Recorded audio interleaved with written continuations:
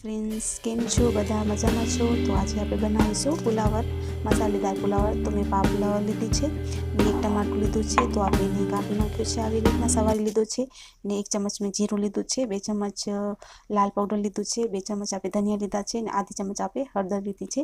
તો હવે ટમેટું મેં ખાંડની દસ્તીમાં આવી રીતે કાપીને નાખી દીધું છે. તો આનામાં આપણે મરચાં આવી રીતના નાખી દઈશું. તો આવી રીતના આપણે મરચાં એનામાં નાખી જીરું અને જે આપણે લીધું છે એ એનામાં નાખી દઈશું. તો હવે એને આપણે કૂટી નાખીએ. તો આપણે આવી રીતના ફુલાવર કાપી લીધી છે, તમે જોઈ શકો છો. અને આપણે આવી રીતના કરીને આપણે કાપી લીધી છે. બનાવશું પુલાવરનું નાખશું. તો હવે આપણે 1.5 ચમચું તેલ જેટલું લેશું, નાખશું જીરું. તો આવી રીતના થોડું જીરું નાખ્યું તો એનામાં આપણે રાઈ નહીં નાખીએ. તો આપણું જીરું સારી રીતે ફૂટી જાય ત્યાર પછી એનામાં આપણે નાખશું મસાલો. તો ફૂટી ગયું છે, હવે એનામાં આપણે નાખશું મસાલો. તો ફ્રેન્ડ્સ, તમે જોઈ શકો છો આપણે થોડું મસાલો બનાવ્યું છે, એની આપણે આવી રીતે મિક્સ કરશું. તો ધીમી આંચે આપણે પકાવવું પડે, ફૂલ ગેસમાંથી આપણે નથી બનાવવું આવી રીતના. તો એનામાં થોડું નાખશું પાણી, જે મસાલો હોય ને આપણું સારી રીતે પકી જાય એનામાં. તો આવી રીતના આપણે મસાલાને આમ ચલાવશું ને થોડી દેર એને પાકવા રાખશું. તો ફ્રેન્ડ્સ, આવી રીતે તમને પુલાવરનું શાક બનાવશો, આવી રીતે તમે બનાવશો તો તમને જમવા માટે બહુ જ મજા આવશે. આ મસાલેદાર પુલાવરનું શાક કહેવાય. ઘણા બધા એવા હોય છે કે એને મસાલેદાર બહુ જ ગમે છે પુલાવરનું શાક, કે એનામાં જે ટમેટું મરચું આપણે નાખીએ તો એની મજા ના આવે. તો ઘણા બધા પીસીને બનાવે. તો આપણે આવી રીતના બનાવશો તો તમે એકવાર આવી રીતના બનાવજો તો તમને બહુ જ મજા આવશે જમવા માટે. તો તમે બીજી વાર આવી રીતની બનાવશો. તો આપણે થોડું નમક નાખી દઈશું, હમણાં આધી ચમચી જેટલું આપણે નાખ્યું છે. હવે ગેસને આપણે ફૂલ કરી નાખીશું.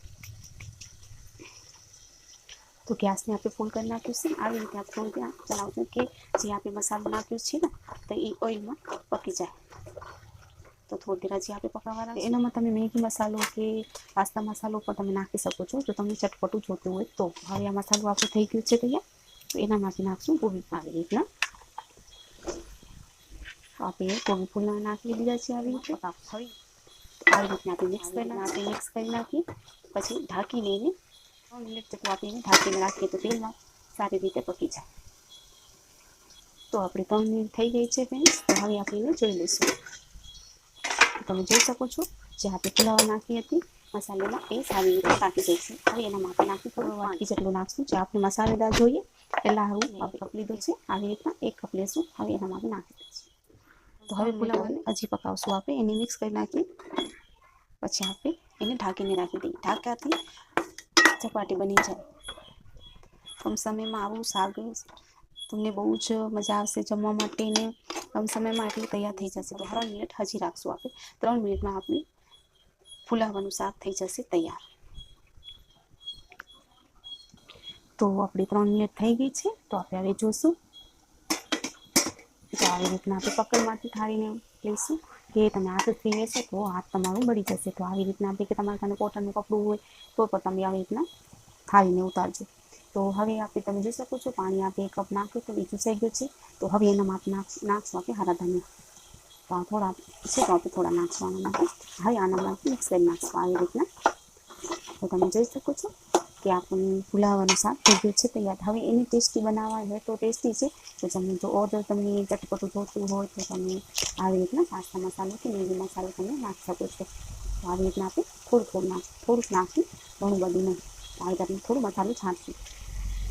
એનાથી બહુ જ સ્વાદ સરસ આવશે और બહુ જ મજા આવશે તમને જમવા માટે. ફ્રેન્ડ્સ, ને એકવાર આવી રીતના તમે બનાવશો તો તમને બીજી વાર આવી રીતના બનાવવાની ઈચ્છા બનાવવાનું સરસ લાગવું હોય તો મારી વિડીયોને લાઈક અને સબસ્ક્રાઈબ કરજો.